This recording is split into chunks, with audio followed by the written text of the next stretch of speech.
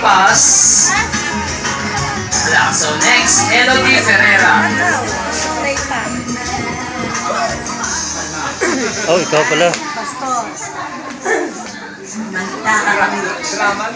Lupela ito. Okay, Camille, happy birthday. Ito daw ang pamangkin kong kamukha ko. Okay, Camille. Gusto ko umiyak. Siguro ito yung una at huling pagkakataon na sasabihin ko to sa iyo.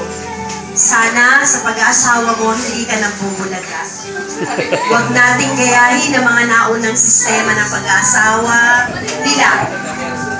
So, pwede namang magsabi pag gusto na.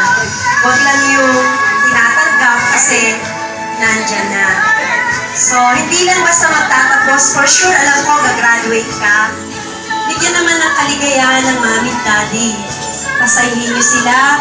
Kasi pag nag-retire ang mami at daddy niyo, milyon ang matatanggap niyan. Ang patakaran, walang mana pag hindi sumunod. Sa totoo lang.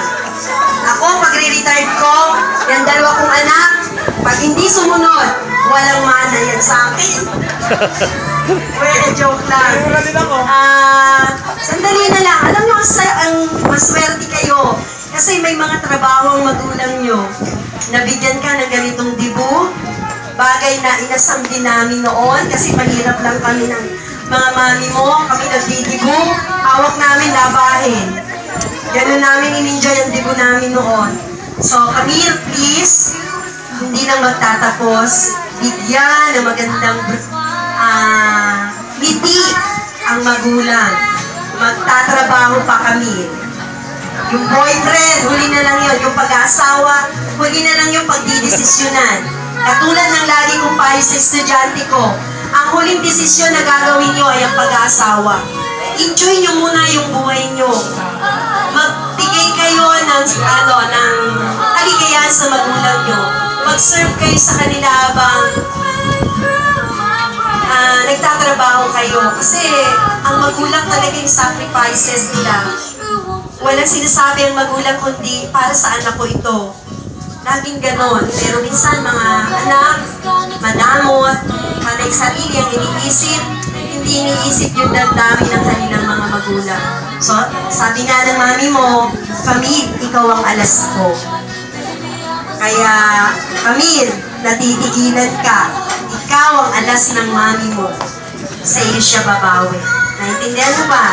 Pag hindi mo yan natupad, wala kang mana. Tanggal ang mana mo. Sa gate pa lang, naka-hold ka na. Sabi ko, Camille, bawal kang pumasok. Nag-asawa ka agad. Okay, so happy birthday, Camille. Wish ko, patuloy lang tayong maglingkod sa Diyos. Kasi yun ang sikreto ng pagpapala. Yung tayo ay patuloy na naglilingkod sa Kanya. Huwag tayo makakalimot na idulog ang lahat sa Kanya. Ang nakakakilala sa Diyos, alam ko, nandun yung takot niya sa lahat ng Kanyang ginagawa. So, patuloy lang tayo sa ating paglilingkod sa Diyos. So, may God richly bless you with good health and more success. Love you!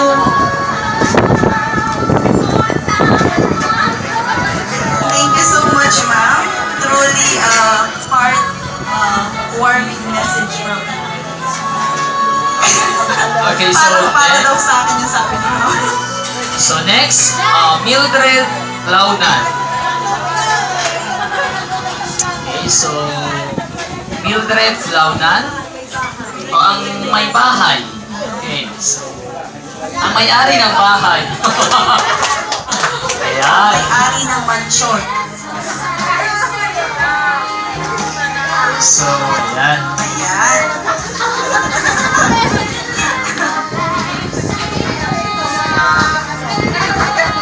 Bigla na lang, magkakapaganda ng speech ko eh. Ha? Sabi na ng ate ko lahat, happy birthday kami, thank you. Tama yung sabi niya. Yung dinanas ni Camille ngayon, hindi namin dinanas na magkakapalit kasi nga sa sobrang hirap ng buhay. No? I remember my mother na time na nagdibo ko, ano to, niling ko na magdibo ako, kaya lang nag-ugas ng mga kaldero, pinagtatapon yung kaldero sa akin. No? Pero hindi ako nagdamdam kasi wala talaga kami noon. Wala siyang magawa kahit may gusto siyang gawin, hindi niya kayang gawin.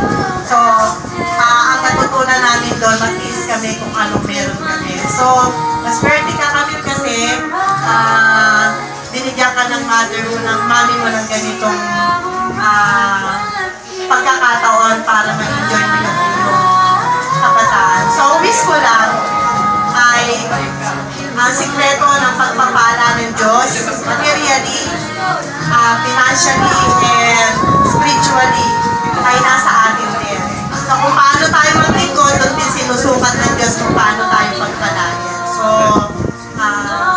aral ka mabuti. Mag-boyfriend ka, huwag kang hindi magpo-boyfriend, pero sa tamang panahon ang pag-aasawa.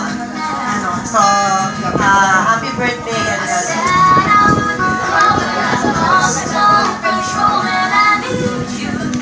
Okay, so maraming salamat. Next, Jenicel Sibayan. Ito. Okay, so wala. So, Jenna Hamon. Okay, so Jenny Maningtib.